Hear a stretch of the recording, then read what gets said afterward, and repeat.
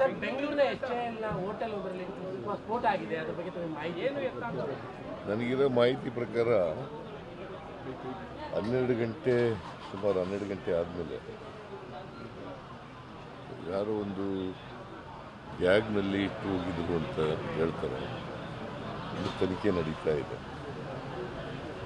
ಸುಮಾರು 8 ಜನರಿಗೆ ಅಲ್ಲಿ ತಿಂಡಿ ತಿಂತಿದ್ರಲ್ಲ ಹೋಟೆಲ್ನಲ್ಲಿ, ಅವ್ರಿಗೆ ಇಂಜುರಿ ಆಗಿದೆ. ಬಟ್ ಯಾರಿಗೂ ಕೂಡ ಎಲ್ಲರೂ ಕೂಡ ಇದರಿಂದ ಪಾರಾಗಿದ್ದಾರೆ. ಸೊ ಇಂಜುರಿ ಅಂತೂ ಆಗಿದೆ, 8 ಜನರಿಗೆ ಇಂಜುರಿ ಆಗಿದೆ. ಅಲ್ಲಿ CCTV ಅವೆಲ್ಲ ಎಕ್ಸಾಮಿನ್ ಮಾಡ್ತಾ ಇದ್ದಾರೆ. ಯಾರೋ ಒಬ್ಬ ಬ್ಯಾಗ್ ಇಟ್ಟಿದ್ದು ಗೊತ್ತಾಗಿದೆ. ಸೊ ಅದು ಹೈ ಎಕ್ಸ್ಪ್ಲೋಸಿವ್ ಬ್ಲಾಸ್ಟ್ ಅಂತ ಹೇಳ್ತಾರೆ, ಇಂಪ್ರೂವೈಸ್ಡ್ ಎಕ್ಸ್ಪ್ಲೋಸಿವ್ ಅಂತ ಹೇಳ್ತಾರೆ.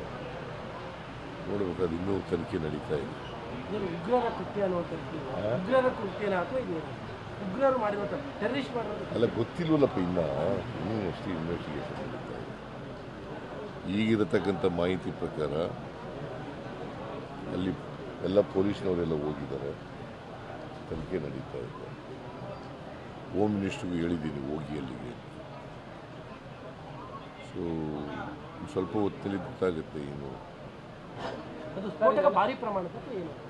ಸ್ಫೋಟಕ ಭಾರಿ ಪ್ರಮಾಣ ಏನಿಲ್ಲ, ಸಣ್ಣ ಪ್ರಮಾಣದವರು ಕೂಡ ಇಂಪ್ರೂವೈಸ್ಡ್ ಬ್ಲಾಸ್ಟ್ ಅಂತ ಹೇಳ್ತಾರೆ. ಎಲೆಕ್ಷನ್ ಟೈಮು ಇದೆಲ್ಲ ಈ ಥರ ಬ್ಲಾಸ್ಟ್ ಅದೆಲ್ಲ ಅಂದಾಗ ಕಾನೂನು ಸುವ್ಯವಸ್ಥೆ ಪ್ರಶ್ನೆಗಳನ್ನ ಜಾಸ್ತಿ ಎತ್ತಕ್ಕೆ ಶುರು ಮಾಡ್ತಾರಲ್ಲ ಸರ್. ಎಲ್ಲ ಕಾಲದಲ್ಲೂ ನಡೆದಿದ್ದಾವೆ ಇದು, ಬಟ್ ನಡೀಬಾರದು. ಬಟ್ ನೋಡೋಣ ಅದೇನು ಅಂತ. ಇಲ್ಲಿ ಯಾವತ್ತೂ ಆಗಿರಲಿಲ್ಲ ಇತ್ತೀಚೆಗೆ ಲಾಸ್ಟು. ಇದರಲ್ಲಿ ನಡೆದಿದ್ದು ಬಿಟ್ಟರೆ ಮಂಗಳೂರಿನಲ್ಲಿ ಆಗಿರೋದು ಬಿಟ್ಟರೆ ಅದು ಸಣ್ಣ ಪ್ರಮಾಣದಲ್ಲಾಗಿತ್ತು. ಬಿಟ್ಟರೆ ಪುನಃ ಆಗಿರಲಿಲ್ಲ. BJP ಗೌರ್ಮೆಂಟ್ನಲ್ಲೇ ಆಗಿದ್ದದು. ಅದು ನಮ್ಮ ಗೌರ್ಮೆಂಟಲ್ಲಿ ಇದು ಮೊದಲನೇ ಬಾರಿ ಆಗಿದೆ. ಬಟ್ ಯಾರು ಇದನ್ನು ಮಾಡಿದ್ದಾರೆ ಅದನ್ನು ಪತ್ತೆ ಹಚ್ಚಿ ಆದಮೇಲೆ ಕಠಿಣವಾದಂಥ ಕ್ರಮ ತಗೋತೀವಿ.